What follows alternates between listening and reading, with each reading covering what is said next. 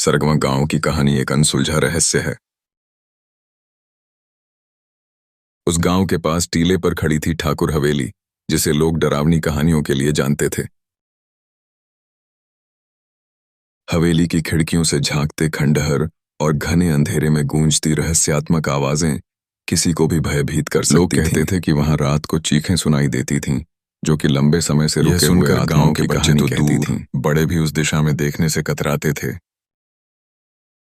एक दिन 4 साहसी दोस्त राज, रोहित, सिम्मी और तान्या शहर से आए। उन्होंने गांव वालों से हवेली के डरावने किस्से सुने और उनके सरगवा गांव की कहानी एक अनसुलझा रहस्य है।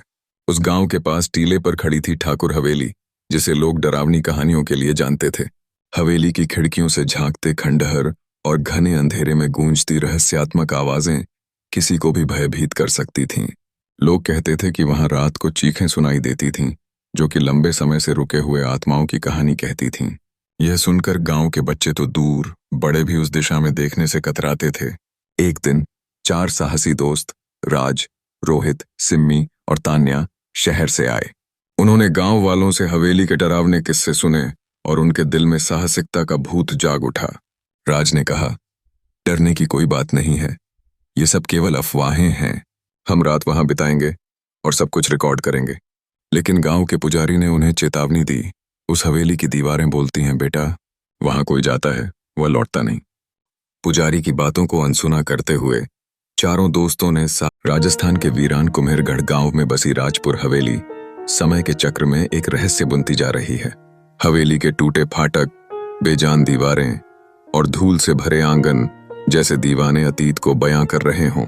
गांव वालों की चुप्पी और एक अदृश्य छाया एक रोमांचक कथा की ओर इशारा करती है। हवेली की सार्वजनिक कहानी के पीछे अनेक राज छिपे हुए हैं, जिनका खुलासा नहीं हुआ है। एक दिन अजय शर्मा, एक उत्साही पत्रकार, दिल्ली से इस अद्भुत कहानी को खोजने निकला। उसकी आंखों में जिज्ञासा थी और पक्के ख्याल थे पहले से ही। जब वह गांव पहुंचा, लोगों ने उसे चेताया। उन्होंने कहा, मां साहब वहां मत जाओ। जो गया वापस ना आया। लेकिन अजय की आत्मा में साहस की ज्वाला थी, जिसके आगे डर की सूरत फीकी पड़ गई।